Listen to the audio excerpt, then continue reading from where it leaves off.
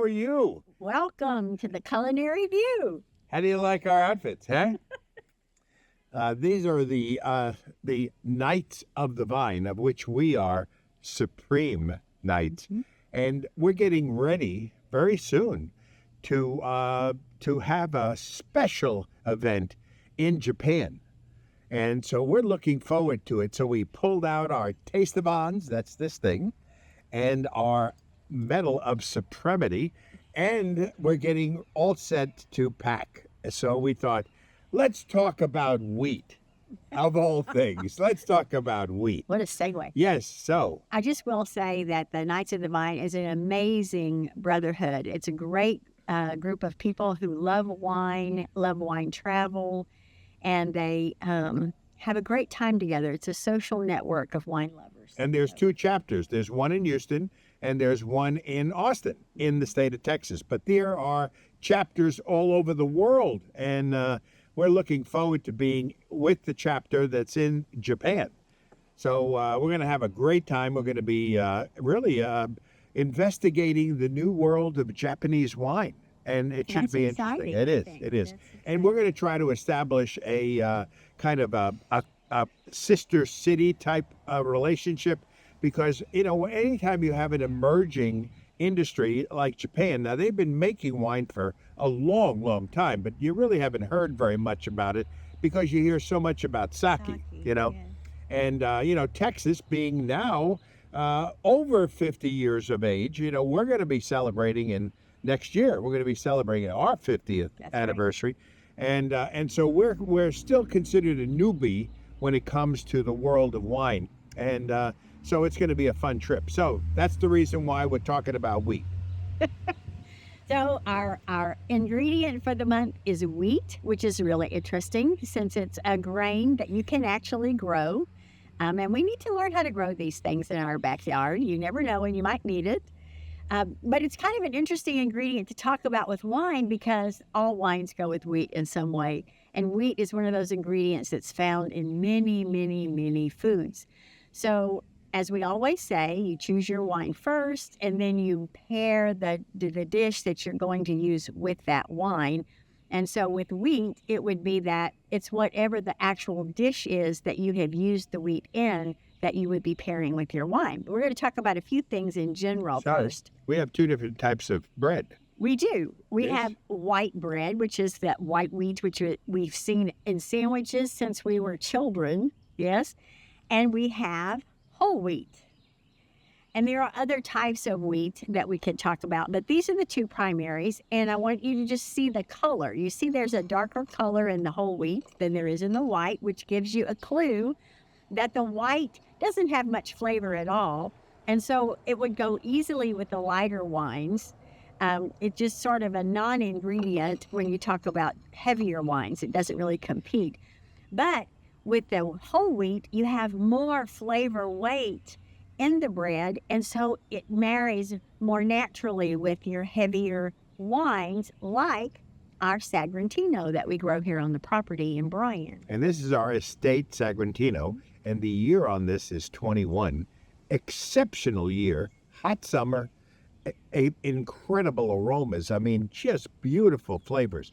And you know, we have now 7 acres of estate Sagrantino. And so it's a fantastic variety.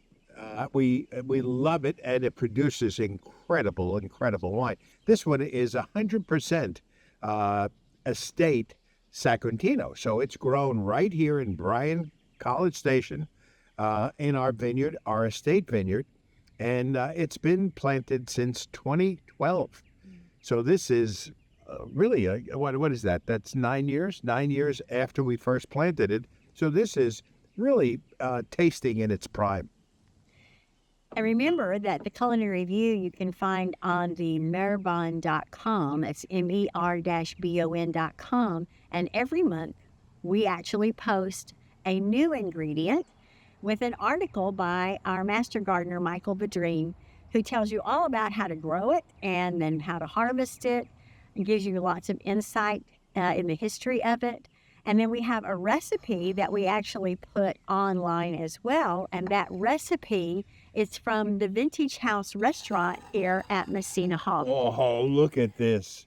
Isn't that beautiful? Oh, my goodness. This is called raspberry custard Kuchen, which is German for cake. And it is a custard cake that has fruit in it. And you see all types of fruits that we use in these types of cakes. But this one is specifically raspberry. And we're going to talk about a couple of wines that we would recommend with this. Now here, of course, wheat is the flour that we've used in this recipe. But the recipe itself is a dessert. So it is very light in flavor. The heaviest flavor in this dish is the raspberries. And these raspberries were soaked in our Blushing Angel wine. So we'll be talking about that. But also, it is a really light and easy dessert to serve with many different types of wine. So Merrill is cooking with Kuchen. Oh, all right. And we have a lovely recommendation. It's called Emblaze. You know, it's one of those labels that we worked with that marketing company. The augmented reality. So you take a picture of this thing, right? Yeah, there is an app that you can download. You can read the label on the wine to see how to do it, but you download the app and you show your camera. You put your camera on the front of this label, and it actually tells you a story about growing and it starts wine. dancing. I mean, the vines start vining up the page of this. It's amazing. It's really and then all the information that you get with it. Yes, recipes, Recipes. information about the wine itself. That it's really creative. Messina Hoff was the very first winery to actually, Texas winery, to have an augmented label. And it was Vision Productions that partnered with Paul and Karen at Messina Hoff. Again, a new innovation. That's right. And a first. That's what we focus on is innovation and first. It's amazing.